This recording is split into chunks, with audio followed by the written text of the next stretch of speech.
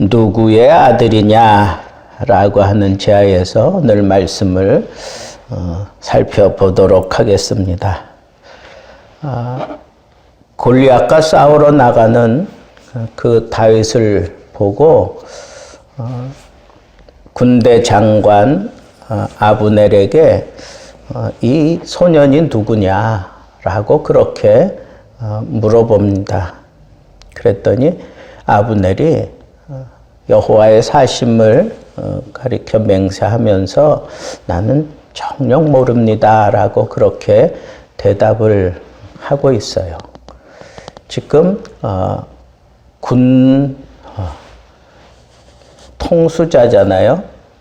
군대를 전체 다 관할하고 있는 아브넬, 그가 모르는 사람이 지금 다윗이에요. 그러니까 군인이 아니라는 거죠.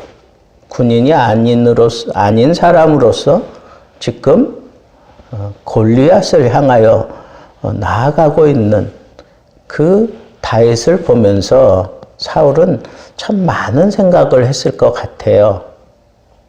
그러면서 어쩌면 군대 장관인 너의 후야에 있는 모든 군사들은 도대체 뭘 하고 있는 거냐?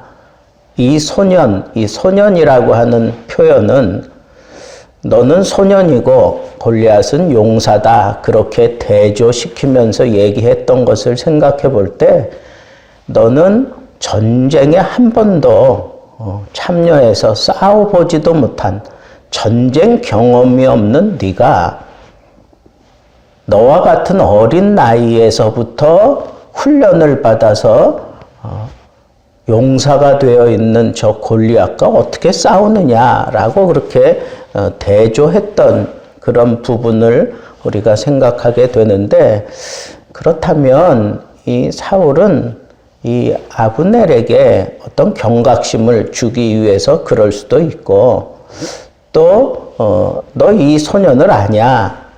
모른다. 그러니까 다윗과 그 가문에 대해서 좀 알아봐라 하는 측면으로 아브넬에게 넌지시 얘기를 하는 거예요. 근데 이게 앞에 내용과 좀 상충되는 부분이 있어요. 사울이 악신이 걸려가지고 막 괴로워할 때 베들레헴 사람 이새의 아들이 이 수금을 잘 타더이다. 그렇게 소개를 받고 그 악신이 괴롭힐 때 다윗이 실제로 수금을 타서 내쫓았던, 그래서 사울이 집으로 돌려보내질 않아요. 아마 어느 시간 동안 돌려보내지 않았을 것 같아요. 꽤 오랜 시간. 그리고 그 다윗의 집에 사람을 보내서 내가 지금 데리고 있겠다고 그렇게 얘기했던 장면이 앞에 있는 것을 보면 이 다윗의 존재에 대해서 몰라서 그 아버지가 누구냐, 도대체 어느 지파의 어느 가문의 어떤 배경을 가지고 있는 집안의 아들이냐라고 하는 것을 이렇게 물어보는 거겠죠. 근데 왜 그런 걸 물어볼까요? 앞에 보면 골리앗을 쳐 죽이면 아버지의 그 세금을 면하게 해주겠다라고 하는 그런 내용이 나와요. 그러니까 정말 다윗이 골리앗을 이기고 나면 그 집안의 세금을 면제해 주기 위해서 그렇게 물어봤을 거다. 그것도 조금 우리가 잘 받아들이기 힘든 게, 사울이 다윗을 보낼 때는 반드시 승리하고 올 것이다 라고 하는 확신을 가지고 보낸 것은 아니에요. 어쩌면 소년도 지금 나라를 위해서 이렇게 달려나가서 싸우는데 도대체 너희들은 싸울 생각은 안 하고 이렇게 발발 떨고만 있으면 되겠니? 하는 그런 마음을 가지고 군대 장관에게 이 청년이 누구의 아들인가 물어봐라. 그렇게 명령을 해요. 근데 이 청년이라는 단어, 우리나라는 소년 그러면 청년 이전의 아이들을 표현할 때 소년 그러는데 이 히브리어 단어는 이게 거꾸로 돼 있어요. 여기 청년이라고 한 이 표현은 더 어린 그런 소년보다도 더 어린 그런 사람을 지칭할 때 쓰는 그런 단어예요.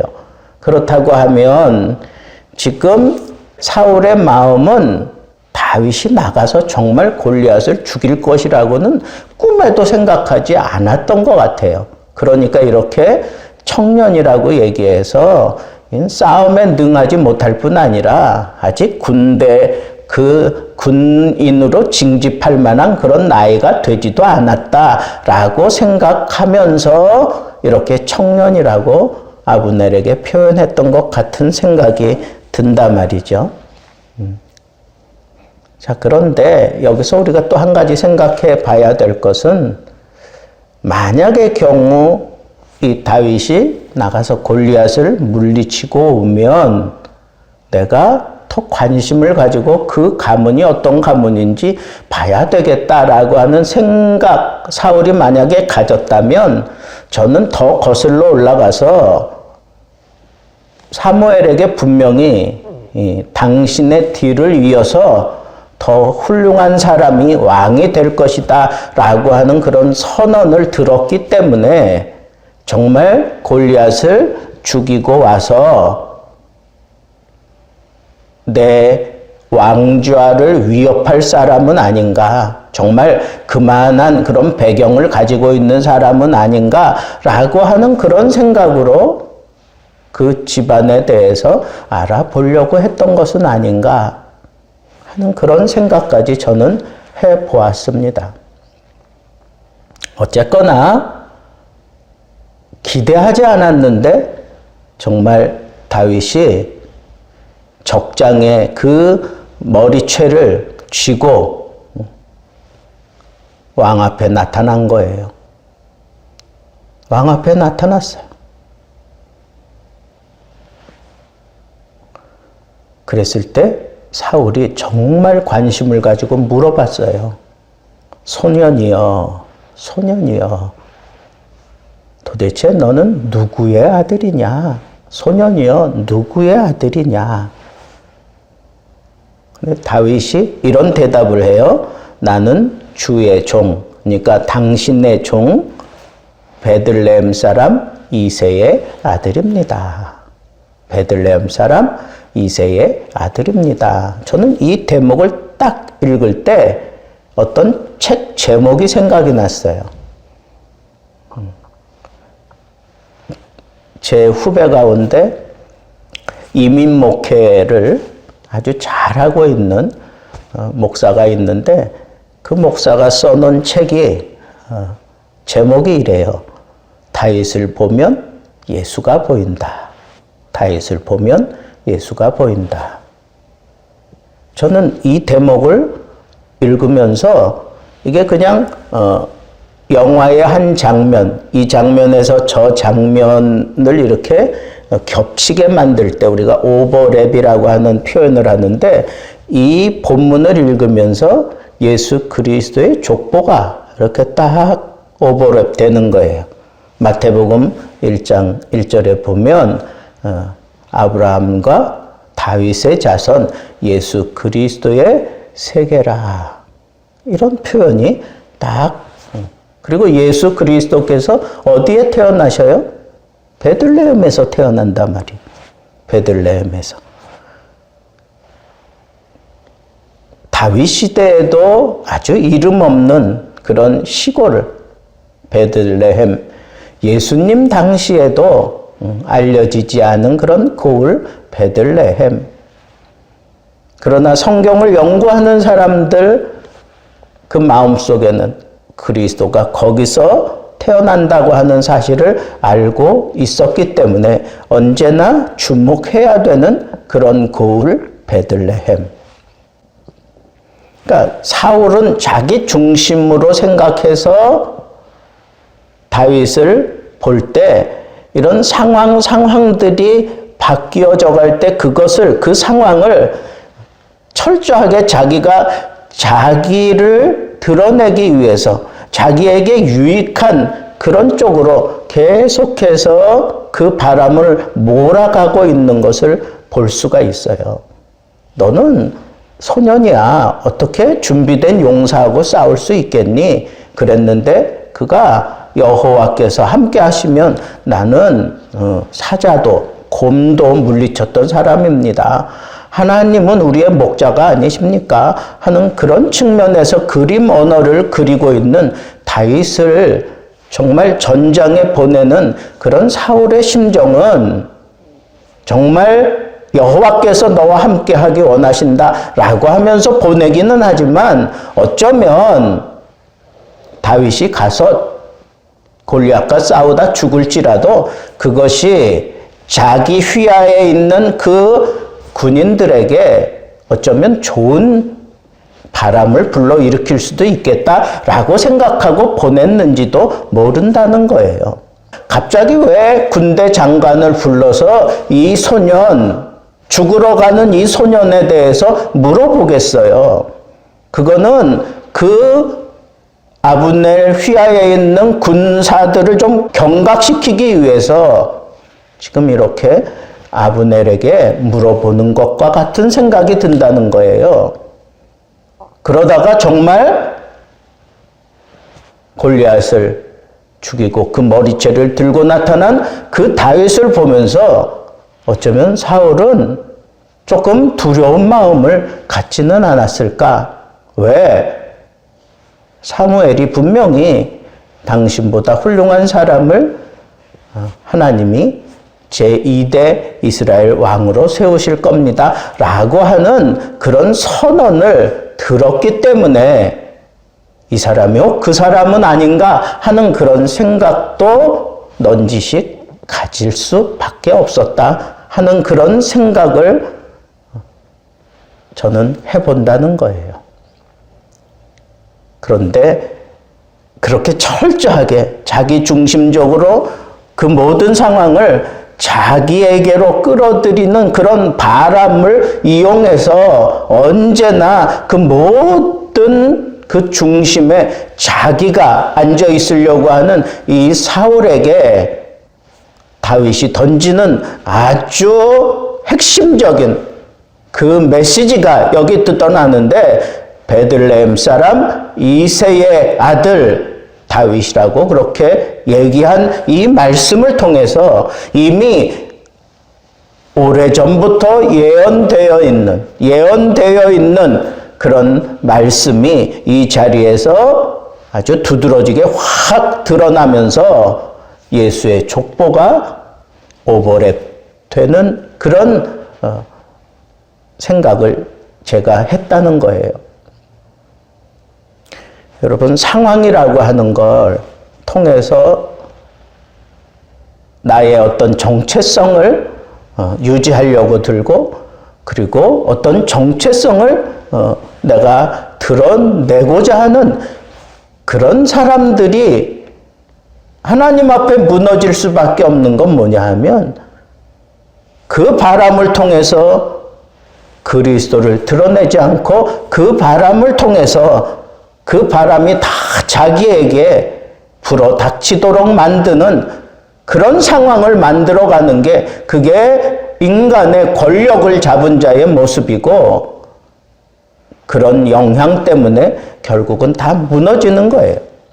우리는 오늘 이 말씀을 통해서 우리가 정말 실수하기 쉬운 게 뭐냐 하면 어떤 상황을 내가 컨트롤할 때 그 상황을 다 나에게 집중시키려고 하는 그런 못된 버릇이 있단 말이에요. 그런데 오늘 이 본문을 통해서 그런 상황들이 생겨났을 때 그때 그것을 그리스도에게로 집중시킬 수 있는 사람이 된다면 나는 하나님이 분명히 붙잡고 사용하는 사람이 될 수 있다라고 하는 결론을 우리가 가질 수 있습니다. 다윗을 보세요. 이 전쟁에 너 나갈 수 없어. 너는 소년이고 용사야 그랬을 때 그때 하나님이 나와 함께 하시면 나는 이길 수 있다고 하는 전쟁 경험은 없지만 나는 전투 능력이 있는 사람입니다. 그 전투 능력의 근원은 하나님이십니다. 라고 그렇게 선언하면서 사울의 시각을 하나님께로 돌려요. 그래서 사울이 하나님이 너와 함께 하시기 원한다. 그렇게 얘기를 해. 적장과 싸울 때에도, 골리앗과 싸울 때에도 골리앗은 자기가 다윗을 그냥 찢어 밝혀서 공중의 새와 들짐승에게 나눠주겠다 그러면서 자기에게 모든 시선을 쓸어 담습니다. 그런데 다윗은 어떻게 합니까? 너는 칼과 창과 단창으로 내게 나오지만 나는 내가 모욕하는 이스라엘의 하나님 여호와의 이름으로 내게 가노라 그러면서 그 상황에서도 모든 시선을 여호와께로 끌고 가고 있는 이 다윗의 처세를 우리는 아주 소중하게 붙잡아야 돼요. 그러면서 그가 사울이 물어볼 때 너는 누구의 아들이냐? 라고 물어볼 때 나는 베들레헴 사람 이새의 아들입니다. 라고 대답하는 그 순간 마태복음 1장이 딱 오버랩 되는 거예요. 그 오버랩을 통해서 저는 어떤 생각을 했느냐 하면 마태복음 1장 한번 우리 봅시다. 마태복음 1장 17절 말씀을 보면 이런 말씀이 있어요.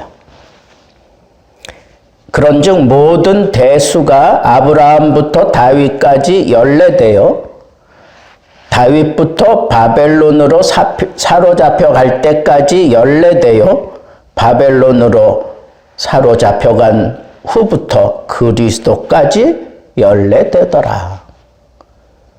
족보의 그 중심에 누가 있어요? 다윗이 있어요. 다윗이.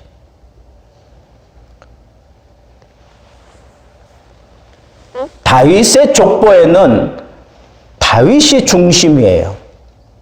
그러나 예수 그리스도의 족보, 예수 그리스도의 족보는 영접하는 자, 곧 그 이름을 믿는 자들에게는 하나님의 자녀가 되는 권세를 주셨다고 그랬습니다. 하늘 족보를 얻게 되는 그 사람들마다 어떤 사람, 어떤 신분, 어떤 환경, 어떤 조건을 가졌을지라도 하늘 족보에 속한 모든 사람들 중심에는 그리스도가 계셔야 된다는 것. 그리스도가 오기 전까지는 다윗이 중심이었지만 그리스도로 말미암아 하늘 족보가 이루어지는, 그래서 하늘 족보를 가진 사람들, 그 모든 사람들은 그 어떤 순간, 어떤 상황, 어떤 배경, 어떤 조건을 가지고 있다고 할지라도 그 중심에 언제나 예수 그리스도가 계셔야 하는 거예요. 그럴 때 우리는 사울처럼 이런 상황을 이용해서 그 모든 바람을 자기에게로 불어닥치게 만드는 어리석은 그런 행동은 하지 않게 될 겁니다. 오로지 예수 그리스도에게 이 모든 시선을 돌리며 내가 그리스도를 내 마음에 두고 살아가면서 어떤 상황에서도 항상 하나님 앞에서 이 좋은 관계를 늘 유지하며 살면서 세상을 이기고 마귀를 이기고 우리 전 인생을 우리 예수 냄새 풀풀 풍기며 살아갈 수 있는 그런 하늘 족보를 가진 예수 가족으로 살아가게 되기를 우리 주님의 이름으로 축복합니다.